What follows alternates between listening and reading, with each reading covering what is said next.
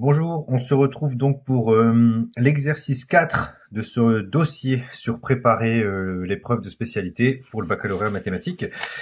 Exercice 4, donc c'est un QCM de géométrie dans l'espace. Donc il y a 5 questions avec cette superbe figure qui n'est pas un cube, enfin en tout cas pas vraiment un cube. Parce que la plupart du temps, on s'attend à avoir des cubes en général. C'est pour ça que je dis ça. On s'attend à avoir des cubes. Et là, c'est pas le cas. Bon, bah, c'est pas très grave, hein. Donc, on va voir ce qu'on va faire avec. Donc, exercice 4. Moi, tout de suite, ce que je fais, c'est que je prépare ma petite copie. Alors, je vous rappelle que pour les QCM, il ne faut pas, il faut seulement donner le numéro de la question et seulement mettre si c'est la réponse A, B, C ou D. Il faut pas, ici c'est marqué, il n'y a pas de justification, tout ça. Donc donc ce qu'on fait là n'est pas vraiment ce qu'il faut faire au bac. Hein. C'est juste que c'est pour avoir une espèce de démonstration un petit peu de ce qu'on pourrait faire si jamais on l'avait en exercice. Mais c'est pas ce qu'il faut faire. Voilà. Donc je précise quand même, normalement il faut juste rentrer là le numéro de la réponse. Mais là on va voir si on peut pas quand même mettre des petits éléments de justification pour voir comment on réfléchit un petit peu. Alors je pourrais le faire au brouillon, mais bon, autant faire un truc un peu plus au propre, quoi. Donc allons-y. Qu'est-ce qu'on a? On a un prisme, donc ok. On a un prisme droit, A, B, F, E, D, C, G, H, donc ce truc là, quoi. Qu'est-ce qu'on fait avec ce prisme droit? Alors, tel que AB égale AD. AB vaut AD. Ok. Sa base ABEF. Oui, ABFE. Donc, pareil. ABFE, ok. ABF. Donc, ABFE, c'est un trapèze rectangle en A. Bon, ok, pourquoi pas. Et BF égale 1 demi de AE. BF, c'est où? BF, 1 demi de AE. Ok. Bon, ok, très bien. On note I, le milieu de EF. C'est où? C'est là. Et J, le milieu de AE. C'est là. Ok. Bon, c'est mieux, très bien. On associe à ce prisme un repère AIJK qui est IAB, JAD et AJ. Alors moi, tout de suite, ce que je fais quand je vois ça, je sais pas vous, mais moi, j'ai besoin de visualiser. Donc en fait, ça, c'est le repère. Donc, je vais le tracer un peu plus. Donc ça, c'est l'axe des X, apparemment. Hein. AD, c'est J, donc c'est l'axe des Y, hein, c'est dans l'ordre. Hein. IJK, pardon. Donc ça, c'est l'axe des Y. Et ça, c'est l'axe des Z qui s'arrête ici. Donc c'est un repère orthonormé. Donc les longueurs que vous voyez là, sont égales. Donc abscisse, ordonnée et la côte. Donc ça est égal à ça, est égal à ça. Et donc ça vaut 1. Ok? Bon, très bien. On donne les coordonnées de 4 vecteurs dans la base IJK, bon, lequel est un vecteur normal au plan ABG. Alors ABG, on va essayer de le voir. ABG est là. Donc ABG, c'est ça. Et lequel est un vecteur normal à ce plan? Eh ben en fait, c'est pas très compliqué ici. En tout cas, moi, l'idée que j'ai, c'est de remarquer que un vecteur normal, pour qu'il soit normal à un plan, il faut seulement qu'il soit normal à 2 vecteurs non collinéaires du plan. Et c'est facile. Dans le plan ABG, il y a 2 vecteurs que je peux avoir facilement, c'est AB et AG. Et comme je pars du point A, bah c'est très facile de trouver les coordonnées de AB et de AG. Donc on va montrer ça. Enfin, en tout cas, on va l'écrire. Et on va voir lesquels sont collinaires ou pas. Donc, j'y vais. Alors, comment je rédige ça? Je vais dire, tiens, oui, faut ça. Je vais dire donc un vecteur normal du plan ABG est normal, orthogonal, hein, à 2 vecteurs non collinaires, c'est important, hein, non collinaires du plan. Par exemple, donc on va prendre 2 vecteurs faciles, hein. Par exemple, AB et AG. Regardez, ils sont là, hein, AB, AG. AB, AG. Et vous allez voir pourquoi c'est facile. Or, regardez, c'est quoi les coordonnées de AB? bah, les coordonnées de AB, vous allez comprendre pourquoi ça va être facile à trouver. C'est XB moins XA, YB moins YA et ZB moins ZA. Et c'est l'avantage de démarrer à l'origine, c'est qu'en fait, bah là, vous avez que des zéros. Donc en fait, bah, les coordonnées de votre vecteur AB, c'est tout simplement les coordonnées de B. Donc en fait, les coordonnées de B ici, bah, c'est 1, 0, 0. Donc votre vecteur AB, c'est 1, 0, 0. Or, ça, et bon, bah du coup, je vais pas le faire. Hein. Et AG, qu'est-ce que c'est? Vous avez compris, hein, du coup. AG, c'est le vecteur, vous avancez en 1 en X, 1 en Y, 1 en Z. Bah, c'est le vecteur 1, 1, 1. Voilà, tout simplement. 1, 1, 1. Donc, il faut trouver un vecteur qui soit en même temps orthogonal à ça et à ça. Bah, comment on sait que deux vecteurs sont orthogonaux? Il faut montrer que le produit scalaire du n, les n qu'on nous propose, doivent être égal à 0, enfin égaux, les produits scalaires, avec AB et AG, les deux, hein, il faut les deux. Donc on va essayer pour le premier, par exemple. Regardez, le premier c'est facile. C'est quoi le produit scalaire? Regardez, je vais le faire dans le brouillon pour que vous voyez un petit peu à quel point je peux les trouver facilement de tête. Donc en fait, le produit scalaire du premier, regardez, de n, le premier c'est n, le premier c'est n, produit scalaire, donc c'est n, 1, 1, 1. Et AG, on va mettre le vecteur là, vous allez voir. AB et AG, donc AB c'est 1, 0, 0, et AG, 1, 1. Regardez à quel point ça va être facile. En fait, je rappelle qu'un produit scalaire, vous devez faire, donc si je fais n scalaire AB, vous allez voir pourquoi après on va très vite visualiser quelle est la solution. Je rappelle que c'est ça, 1, 0, excusez-moi, 1, 1, 1, parce qu'ici on me demande 1, 1, 1, fois 1, 0, 0. Et le produit scalaire, je rappelle que c'est ça fois ça, donc 1 fois 1, plus 1 fois 0, plus 1 fois 0. Bah, ça fait 1. C'est différent de 0. Donc déjà, vous voyez que le premier vecteur qu'on vous donne là, il est même pas orthogonal au vecteur AB. Bon, déjà c'est mort. Donc celui-là, c'est sûr que c'est pas lui. Donc la réponse A, elle est pas bonne. Donc déjà, là, je sais que c'est pas la réponse A. Ok. Et bien maintenant, il faut regarder droit dans les yeux mes vecteurs qu'on me propose et les vecteurs AB et AG. Bah regardez celui-là par exemple. Alors le B, est-ce qu'il peut marcher le B? Tiens, le B, il va marcher. Il marchera pas le B. Regardez pourquoi. Parce que si je fais n avec AB, je vais avoir moins 1 fois 1, ça fait moins 1. Et après là, je vais avoir que des zéros. Bah ça marche pas. Donc ça peut pas être lui. Si déjà il est pas orthogonal à un vecteur, cherchez pas. Allez pas faire le deuxième, ça sert à rien. Voilà. Par contre, s'il est orthogonal à lui, il faut vérifier lui. Ok. Et lequel ne marchera pas? Est-ce que lui va marcher? Bah lui marchera pas non plus, regardez pourquoi. Lui, il marchera pas avec AG. Regardez, 0 fois 1, ça fera 0, ok. 0 fois 1, ça fera 0, ok. Mais 1 fois 1, ça fera 1. Et donc vous allez avoir 0, 0 plus 1.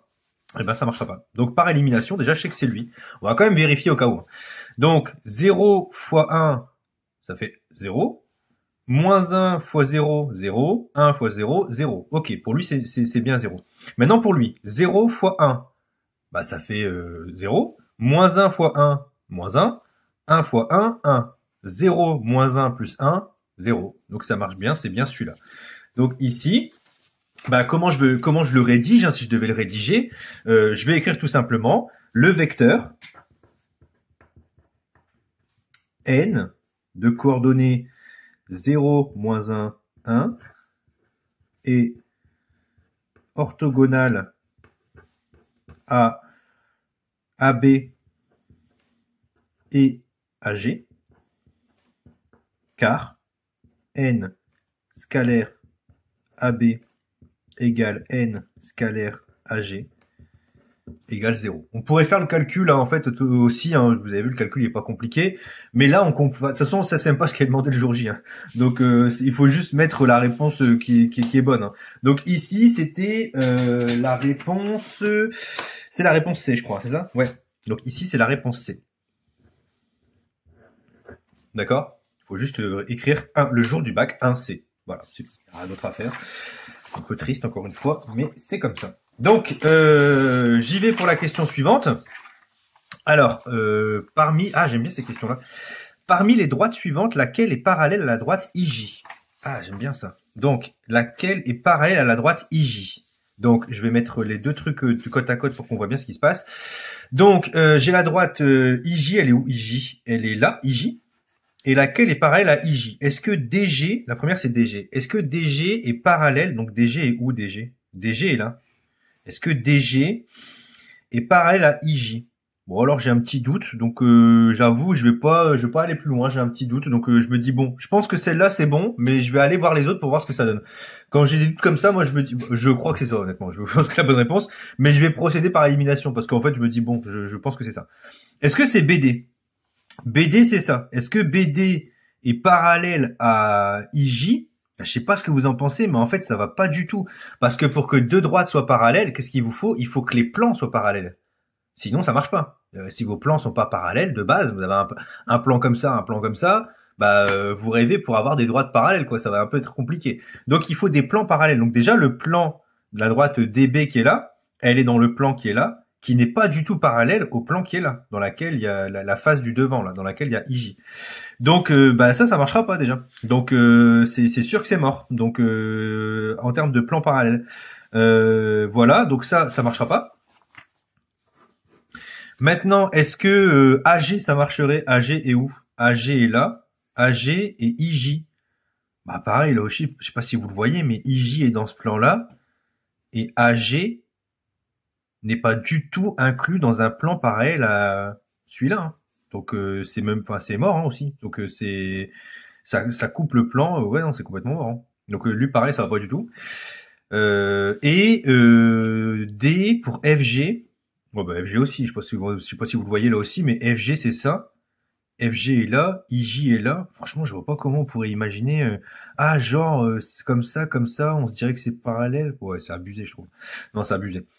Donc là, vous voyez bien que FG est dans la face qui est ici, par exemple, dans cette face-là. Vous pouvez dire aussi dans cette face-là. Mais quoi qu'il arrive, c'est des plans qui sont pas parallèles à la face de devant. Bon bah du coup, c'est mort. Donc en fait là, c'est par élimination qu'il faut procéder. Parce que pour montrer que c'est bien, que IJ est pareil à DG, honnêtement, avec des calculs, ça serait peut-être un peu long à démontrer. Ah, quoique, on pourrait faire des coordonnées. On pourrait peut-être montrer que que les vecteurs JI et DG sont collinéaires. On pourrait faire ça. On fait ça? Allez, on fait ça. J'y crois. On va voir si ça marche.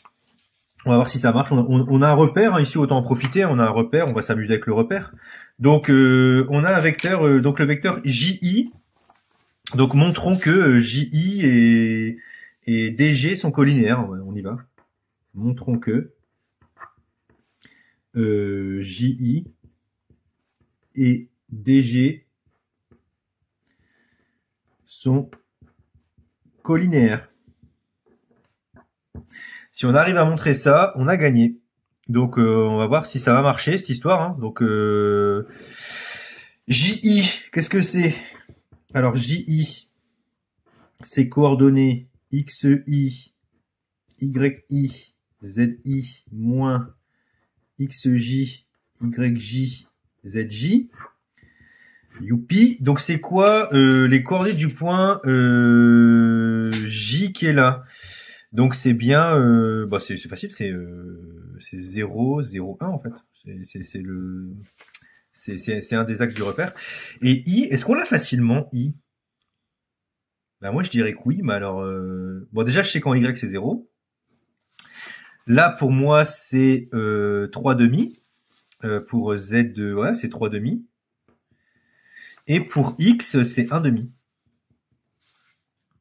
Voilà, donc là je trouve combien? Je trouve 1 demi, 0, 1 demi pour le vecteur JI.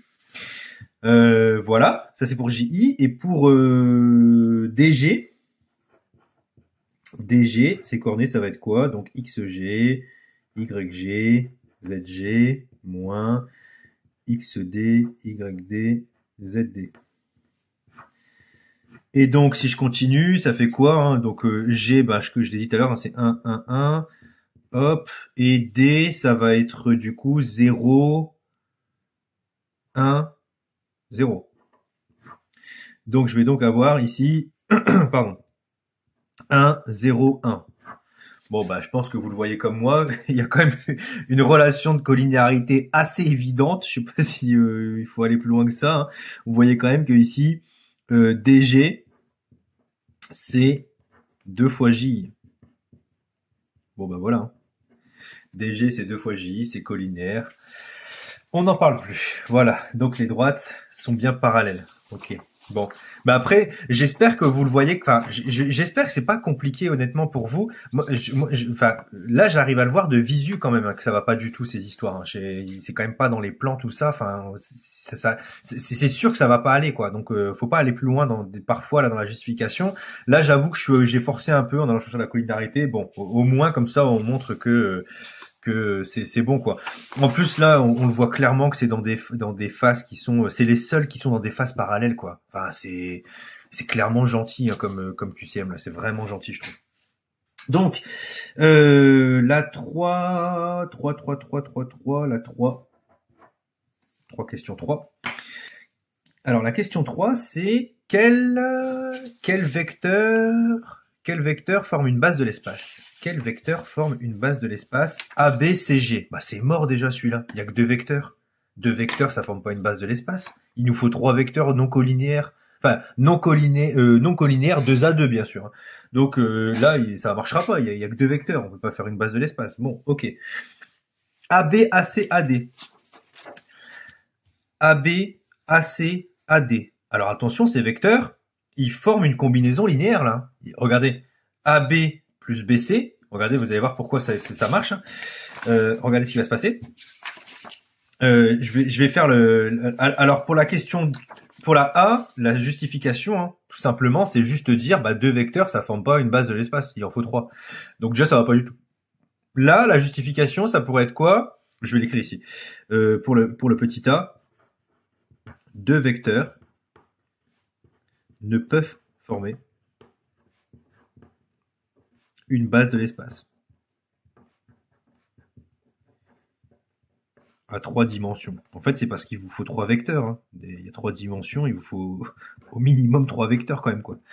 Donc le B, qu'est-ce qu'on peut dire? En fait, le B, il faut juste remarquer qu'on peut écrire l'un des vecteurs en fonction des 2 autres en fait. On peut faire ce qu'on appelle une combinaison linéaire. Si vous avez fait ça, vous avez gagné. Bah regardez, AC, AC. Alors, je vais pas démarrer de AC parce que parfois les gens n'arrivent pas à le voir. Alors, je vais plutôt partir de AB. Je vais écrire AB plus BC. AB plus BC, c'est égal à AC. Relation de Chasles, quoi. D'accord? Donc déjà, là-dedans, j'ai déjà fait apparaître le vecteur AB, AC. Il manque AD. Mais si vous regardez bien, BC, c'est AD.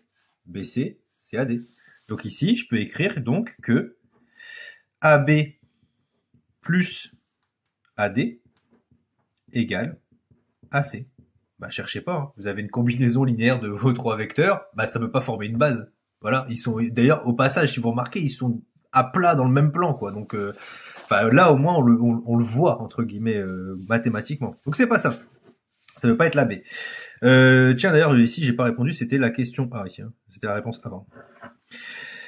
Ok, on continue avec le suivant. Le suivant, c'est quoi? Alors lui, par contre, j'ai un doute. Je pense que c'est le bon. En fait, celui-là, je crois que c'est le bon. DA, DC, DG. Effectivement, ça c'est bon. DG n'est pas dans le plan, et il peut pas former effectivement une base. Ok. Alors je pense, ça doit être le bon. Après, CA, CG, CE. Eh ben ouais, ils sont dans le même plan. Alors là aussi, il faut réussir à le voir. CA, CG, CE, ils sont dans le même plan. Comment on va faire pour montrer ça? On va partir de CE. On va dire que CE... on part de CE? Est-ce qu'on part de CE? Est-ce que c'est une bonne idée de partir? Oui, on va partir de CE. Allez, tiens. On va partir de CE. Regardez, je vais prendre le petit dé là. On va partir de CE et on va faire une relation de Chasles, quoi. CE. Je vais dire que CE, celui-là, hein, ce vecteur CE, c'est CA plus AE. D'accord? Donc c'est CA plus AE. Mais AE, qu'est-ce que c'est? AE, c'est 2AJ. Donc je vais avoir CA plus 2AJ. Et pourquoi je l'exprime en fonction de AJ? Parce que AJ, c'est CG. Et donc vous avez CA plus 2CG. Et donc vous l'avez bien exprimé, regardez ici, vous avez bien exprimé CE en fonction de CA et CG. Donc vous avez une combinaison linéaire de vos 3 vecteurs, bah ça peut pas former une base de l'espace. Donc par élimination, ça peut être que celui-là, quoi. Donc ici, hein, il forme pas une base de l'espace. Alors sinon, pour le montrer, qu'est-ce qu'il faudrait faire? Je sais pas si vous vous rappelez un petit peu de cette formule. En fait, ce qu'il faut faire, c'est que si vous vérifiez ça, il faut vérifier ça en fait par le calcul. Si vous avez A dA plus B dC plus C dG égale 0, si vous cherchez à résoudre ça avec les coordonnées, tout ça, la seule solution que vous allez trouver, c'est ça. Et bien quand vous résolvez ça et que vous trouvez A égale B égale C égale 0, ça veut dire que vos vecteurs sont linéairement indépendants. Donc ils forment une base de l'espace. Bon, j'espère que là, de toute façon, c'est un QCM, et j'espère qu'en plus, là, vous le voyez. Enfin, je sais pas vous, mais quand même, là, dans le même plan, ok, mais lui, il est pas du tout dans le même plan, quoi. Enfin, là, il faut quand même pas... On n'a jamais dit que c'était un repère orthonormé, on a dit que c'était une base de l'espace, hein. Attention, on veut pas forcément que ce soit orthonormé, hein. Il faut bien faire attention à ça. Ok, bon, ben voilà. Super, donc là, c'est le C. Je l'avais un petit peu pressenti déjà à la lecture du troisième, quoi. Ça se voit un petit peu, quoi. Ok. Très bien, très bien. Bon, ben on continue. On continue. On a une vingtaine de minutes, ce qui est pas déconnant, honnêtement. Donc, question 4. Bon, après, j'avoue que on fait quand même plus que ce qu'il faut faire. Honnêtement, là, on est en train d'aller loin. On démonte les trucs, pourquoi ça marche pas et tout. En général, on va pas jusque là. Il y a quand même des choses qui se ressentent, entre guillemets. Alors là, une décomposition de AG, alors ça m'intéresse, j'aime bien ces trucs-là. Une décomposition de AG comme somme de plusieurs vecteurs 2 à 2 orthogonaux. 2 à 2 orthogonaux, ça veut dire que quand je prends les deux vecteurs 2 à chaque fois, donc lui, par exemple, imaginons ça doit être orthogonal avec ça avec ça, et ça avec ça. C'est ça 2 à 2 en fait, orthogonal. Bah allons-y. Déjà, AG, est-ce que AG c'est AB plus HG? Est-ce que AG, ça serait quand même marrant qu'il donne un truc faux, quoi. AG, alors attendez. AG, c'est AB plus... Quoi? Plus HG? Ben, n'importe quoi. Ça marche pas du tout, déjà. AB, c'est... Non, mais ça va pas du tout, c'est quoi ce truc? Attendez. AG, c'est AB... Mais n'importe quoi. C'est AB plus BG, et BG, c'est... non, mais là, c'est complètement faux, déjà. Ça va pas du tout, en fait. Rien que là, ça va pas. Bon, ok. Bon, je pense que ça, il faut vraiment pas donner cette réponse. Hein. Vous donnez cette réponse, là, c'est assez grave. Hein. Non, ça va pas du tout, là. C'est AB plus BG, et BG, c'est pas du tout égal à AG. Hein, donc, enfin, il y a même pas de débat à avoir ici. Hein. Donc, ok. Alors, est-ce que AG, c'est AB plus AD plus AJ? Ça marche par contre, ouais. Parce que regardez, AB plus BC plus CG avec Chal, ça donne bien AG. Hein. Pour aller de A à G, vous pouvez faire ça, ça, ça. Mais ça et ça, bah, c'est pareil que ça et ça. Et après, ça, c'est pareil que ça. Et il se trouve qu'ils sont bien 2 à 2 orthogonaux parce qu'en plus, ils forment votre repère, ces trucs-là. Alors, je pense que c'est la bonne réponse. Bon, on va quand même regarder les autres, hein, par élimination au cas où. Donc, AG, est-ce que c'est AB plus BJ? C'est quoi ce délire là? BJ plus JG. Alors c'est bon effectivement, mais AB et BJ c'est pas du tout orthogonal. Donc déjà rien que ça marche pas. Donc c'est mort. Ensuite, est-ce que AG c'est AD? Alors est-ce que AG c'est AD plus DH plus HG? Déjà ça marche. Par contre, AD, DH c'est orthogonal, mais DH, HG c'est pas du tout orthogonal là. Donc voilà. Bah, donc la bonne réponse c'était celle-là. Alors ici, hein, comment on pourrait le justifier? Bah effectivement, on peut remarquer qu'on a bien. Alors je vais réécrire la somme effectivement, comme ça je montre qu'on a bien la somme, hein, ok, d'accord, parce qu'il faut quand même montrer qu'on a bien la bonne somme. Alors la somme on l'a par Chal, hein, regardez bien ici, par, ouais, je vais écrire ça comme ça, par la relation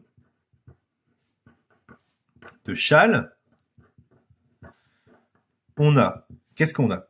On a AG qui est égal à, alors je remets mon dessin ici, AG qui est égal à AB plus BC plus CG.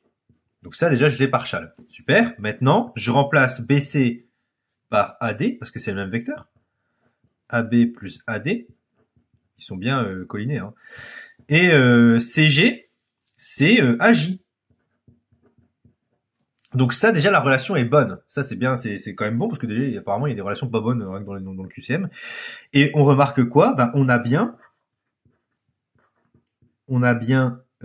que AB scalaire AD, j'ai écrit AA n'importe quoi, égale AB scalaire AJ et qui est égal à AD scalaire AJ, équivaut tout ça vaut 0, donc c'est bien orthogonal 2 à 2, car c'est marqué là, le repère AIJK, donc celui-là, avec le vecteur, il est orthonormé. Orthonormé, ça veut bien dire 2 à 2, quoi.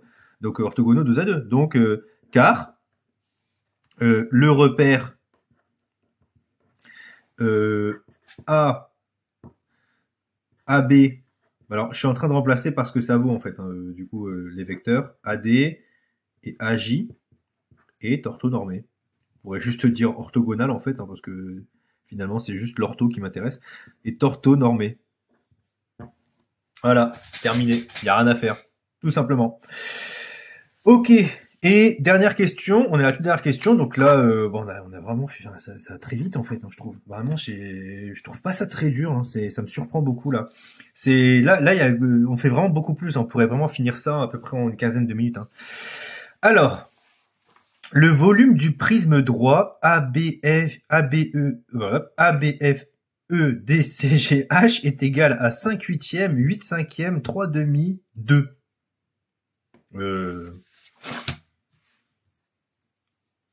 Bah c'est bidon ou c'est moi qui hallucine encore là? Bah c'est hyper facile. Attendez. Toujours quand c'est facile comme ça, je sais pas pourquoi je m'inquiète, mais je vous dis ce que j'ai en tête. Regardez. Je vous dis ce que j'ai en tête. Vous me dites si vous êtes d'accord avec moi. Moi, je ferai ça. Bah, je suis un peu feignant, j'ai pas envie de faire des gros calculs. Regardez ce que je vais faire. J'espère que vous voyez comme moi ce qui se passe ici. Là, je vais tracer ça. Donc, j'espère que vous comprenez un petit peu ce qui se passe. Hop. Et voilà.